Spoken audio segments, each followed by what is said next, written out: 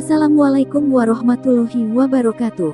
Allahumma sholli ala Sayyidina Muhammad wa ala ali Sayyidina Muhammad. Pemirsa yang dirahmati Allah, marilah kita simak ceramah dari Buya Syakur Yasin dengan tema Mengapa Orang Sangat Sulit untuk Berbuat Baik. Sebelumnya marilah kita perbanyak sholawat minimal 1000 kali sehari, agar hidup kita penuh barokah dan mendapatkan syafaat kelak. Jangan lupa berikan dukungan kepada channel kami dengan memberikan super thanks seikhlasnya. Marilah kita doakan agar almarhum Buya Syakur Yasin diberikan tempat terbaik di sisi Allah Subhanahu wa Ta'ala.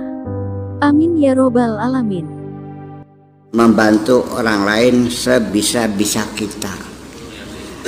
Bantuan bersifat materi, ya, kekurangan memberikan bantuan. Ya, kita sering juga membantu orang sifatnya hanya fasilitator karena kita punya ada koneksi, ya kan begitu. Mungkin ada saudara kita pengen masuk polisi, kita punya kenal seorang jenderal, kan gitu. Nggak ada masalah, merekomendasikan supaya mohon yang bersangkutan diberi kemudahan-kemudahan, itu kan bisa. Ya kan? Ada orang nggak mampu pengen mondok di Cadang Pinggan karena ada rekomendasi dari Kang Benu, Buya ini tolong orang tidak mampu bisa diterima, digratisin, mohon diberi kemudahan. Ya kan melihat yang berkomunikasi siapa kan gitu. Ya kalau andainya tidak berkedudukan di hati saya, ya saya buang sudah gitu. Ya kan gitu. Iya. Oh iya, ini dari Pak Haji Ahmad. Oh iya, kan gitu. Ya kita baru saja kemarin ketemu sama Pak Saiful gitu. Ya temennya Pak Saiful macam-macam pernah kan. Oh iya ya. Kan gitu nih foto bareng dikirim kan gitu.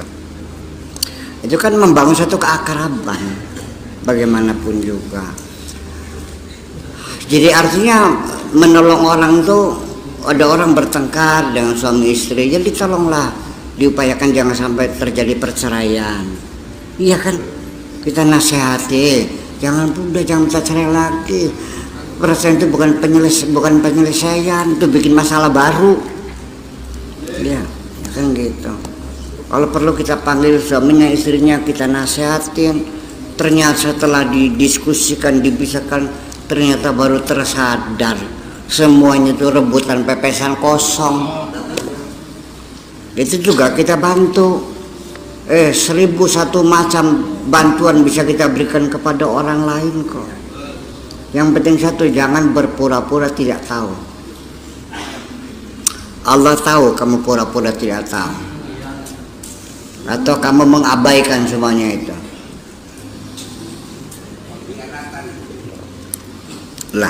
Lalu yang membuat kita menjadi, nanti kita lanjutkan, yang membuat kita menjadi keberatan untuk menolong orang itu apa sih sebabnya?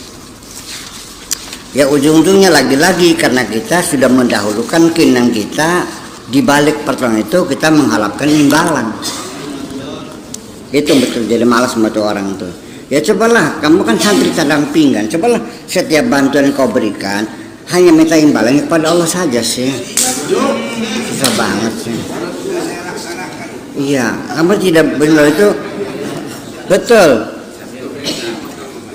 Iya, dan itu juga salah satu yang menyebabkan kita berat dengan orang, karena kita sudah dahulu dengan suudzon dulu, praduga buruk. Kita anggap orang itu bukan orang baik, ditulung-tulung gak pada mentungankah?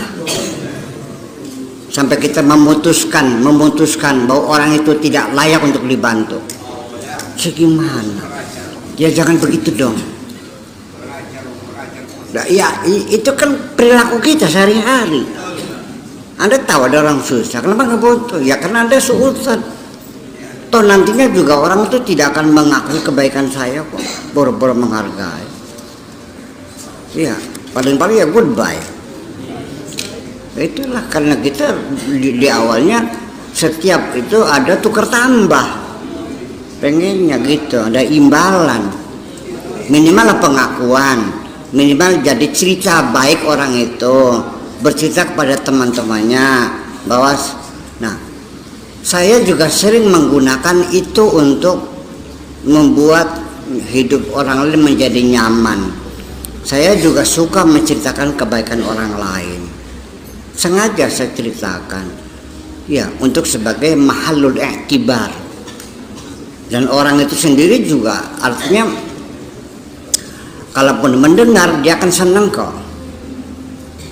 Kalau yang kita ceritakan keburukan orang marah, tapi kalau kebaikannya, ya artinya saya mengatakan artinya begini, bayangkan kok ada orang dalam keadaan susah seperti itu, uangnya uang kok dia sampai tega diberikannya kepada orang lain. Saya ceritakan sebagai penghormatan kepada orang itu. Iya kan? Ya itu kan ya. Jadi apakah umpamanya kita saya mengatakan orang lain misalnya, satu bilang ke si anak, saya tidak mengharapkan apapun balas jasa, tapi tolong umpamanya ini saya mati, umpamanya doakan saja gitu, bacalah Fatihah, nggak mengharapkan apapun itu, ya, boleh. Ya masih ada harapan juga sih.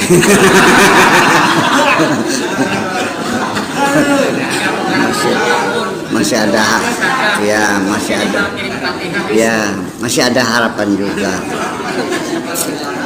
Tapi percayalah kalau memang orang itu baik, ya orang itu memang bersyukur kepada Allah. Man lam yashkurin nas lam yashkurillah. Jadi orang yang bersyukur kepada Allah itu sudah pasti kesehariannya dia akan menghormati kebaikan orang lain. Ya dong. Iya, secara formalitas dia sama terima kasih, sama penghargaan. Dan kalaupun mati, ya saya kira tidak aneh kalau dia sering kirim Fatihah dong.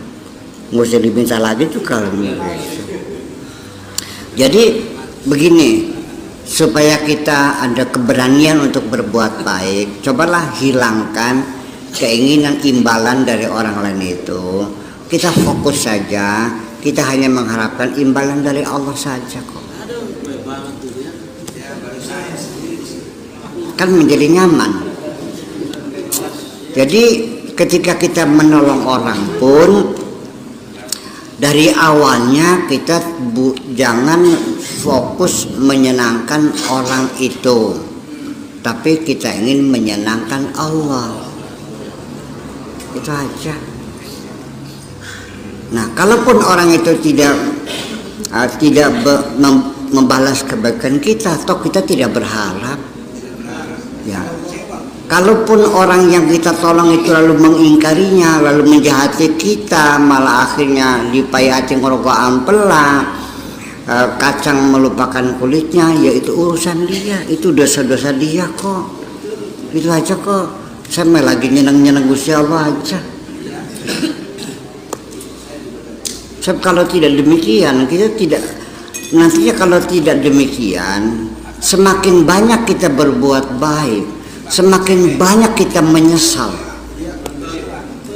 Kalau begitu, kebaikanmu sebagai sumber penderitaanmu. Kenapa? Karena kebaikanmu bukan untuk Allah. Allah membalas kebaikanmu itu enggak usah di akhirat, di dunia pun sudah dibuktikan bahwa setiap kebaikan yang kau lakukan mendatangkan kebahagiaan dalam hatimu itu. Percayalah. Iya. Dan setiap dosa yang kamu lakukan, Allah juga langsung sudah menitipkan neraka di hatimu sekarang ini.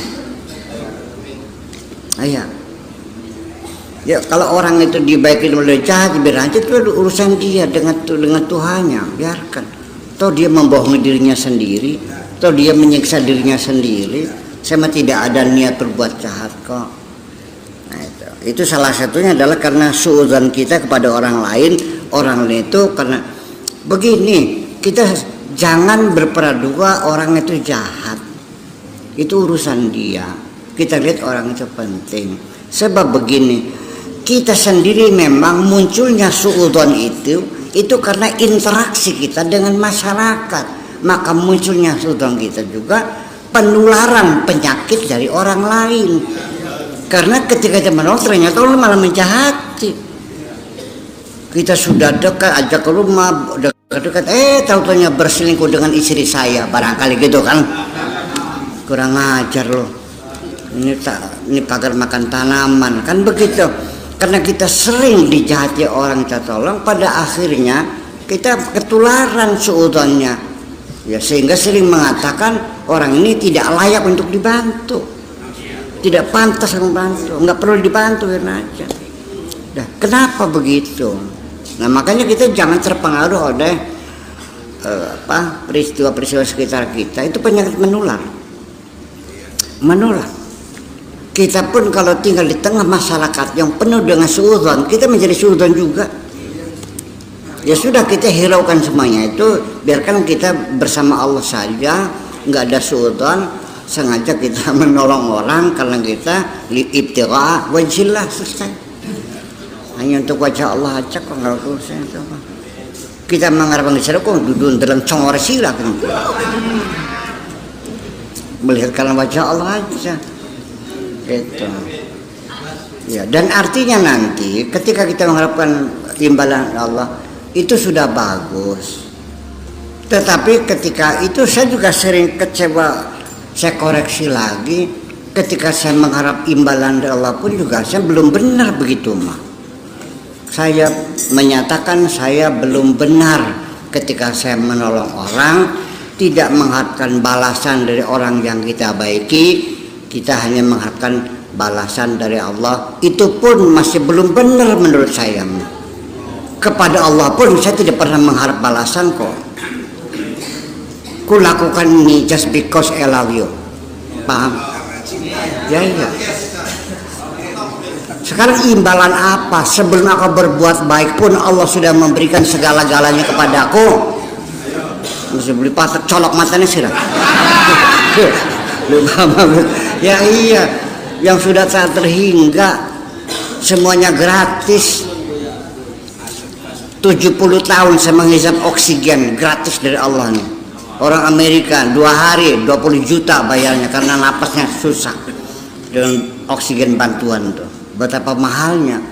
Kalau kamu minta imbalan, Allah itu ngijir, pelanggar sirat. Iya.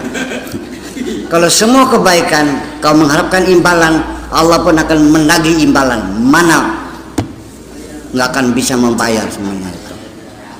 Itu saja persoalan. Iya, ganti artinya kayaknya beli gampang, belajar bener kunang, beli gampang.